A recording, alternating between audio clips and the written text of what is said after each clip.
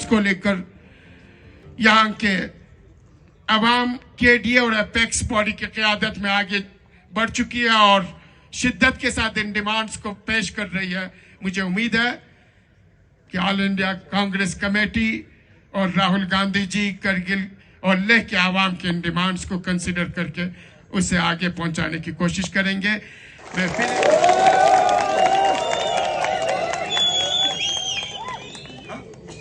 मैं नहीं बिल्कुल ठीक है। कैसे हैं आप?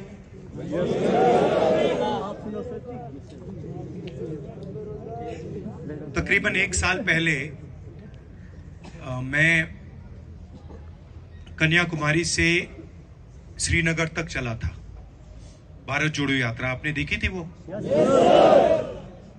तो देश में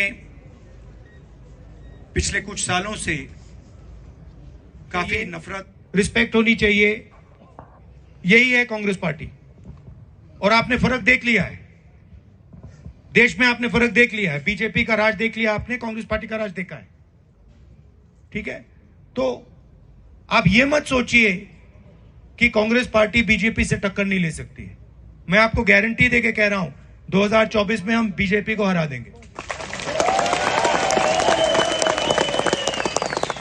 और मगर आपको एक और बात समझनी है, आमतौर से क्या होता है लोकतंत्र में, एक पार्टी दूसरी पार्टी से लड़ती है, सही है? आज हिंदुस्तान में यह नहीं हो रहा है। आज बीजेपी ने हिंदुस्तान के सब इंस्टीट्यूशंस को कंट्रोल कर रखा है। आपको क्या लगता है कि हिंदुस्तान में फ्री एंड फेयर मीडिया है? आपको लगता है कि मीडिया हिंदुस्तान में न्यूट्रल है क्या? तो आपको यह समझना होगा कि बीजेपी ने हिंदुस्तान के सब इंस्टीट्यूशंस पर आक्रमण कर रखा है, चाहे वो मीडिया हो, चाहे वो ब्यूरोक्रेसी हो, इलेक्शन कमीशन हो, जुडिशरी हो, सब पे आक्रमण कर रहे हैं। अगर लेवल प्लेइंग फील्ड होती, अगर मीडिया फेयर होता, अगर बीजेपी इंस्टीट्यूशंस का कब्जा नहीं करती तो पिछला चुनाव भी नहीं जीतते। मैं आपको गारंटी कह रहा हूं। तो आप ये मत सोचिए कि एक पॉलिटिकल पार्टी दूसरी पॉलिटिकल पार्टी से लड़ रही है। ये जो हो रहा है, बीजेपी ने पूरे सिस्टम को कैप्चर कर रखा है, लोगों को डरा रखा है, इंस्टीट्यूशंस को दबा रखा है।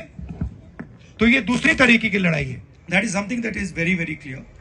As far as your representation is concerned and the representation of Ladakh and specifically of Kargil, I am of the opinion that democratic rights, rights of all individuals, rights to elect your own leader, rights to spend the money that is yours are sacrosanct and they should not be attacked and challenged. So on that we are 100% committed and there is absolutely no confusion, right? What is going on in India, the purpose of what is going on in India is to basically take away the wealth of the Indian people. Okay, if you see, you're saying to me that there are no jobs in Kargil. Correct. I 100% agree with you. But I walked from Tamil Nadu to Srinagar. Every single youngster in every single state is saying the same thing. पहले आपको एक चीज तो समझनी है, दिल्ली में हमारी सरकार नहीं है और लद्दाख में भी हम एडमिनिस्ट्रेशन को नहीं चलाते हैं। ये तो आपको एक्सेप्ट करना पड़ेगा।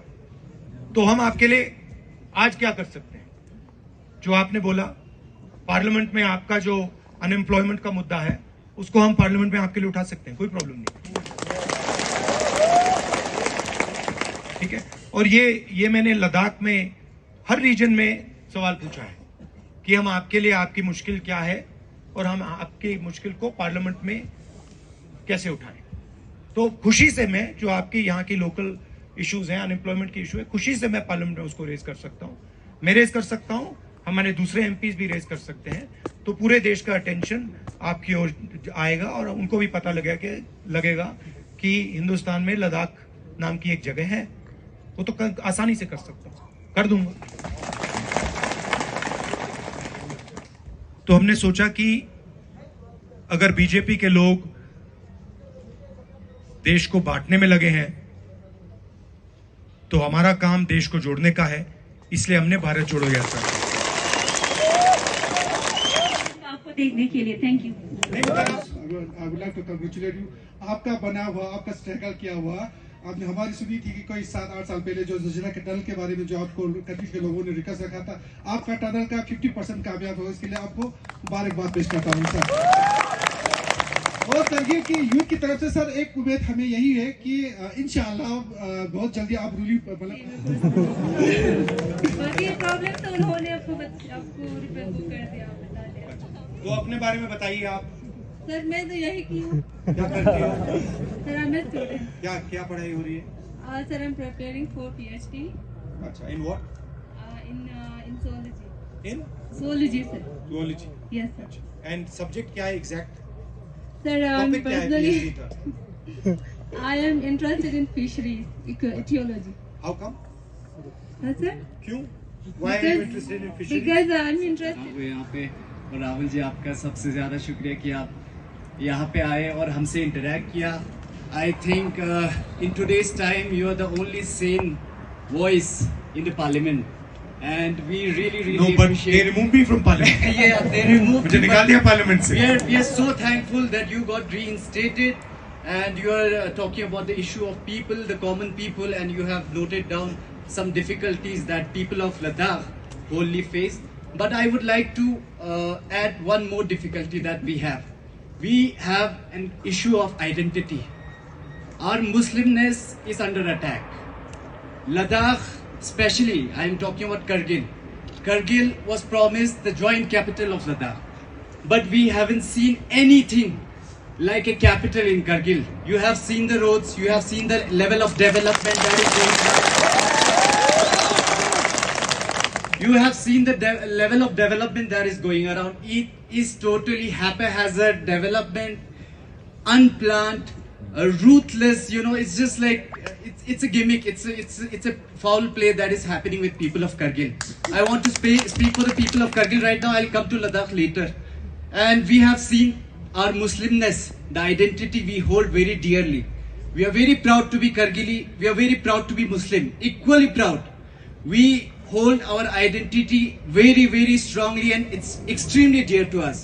We have seen youths in country getting incarcerated for minute crimes, for speeches, and we want to know what would you be doing when you come to power to change this scenario that the Indian Muslim is facing right now in India.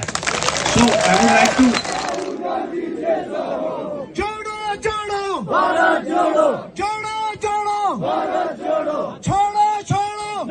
For more updates, subscribe to our channel Kargil Today.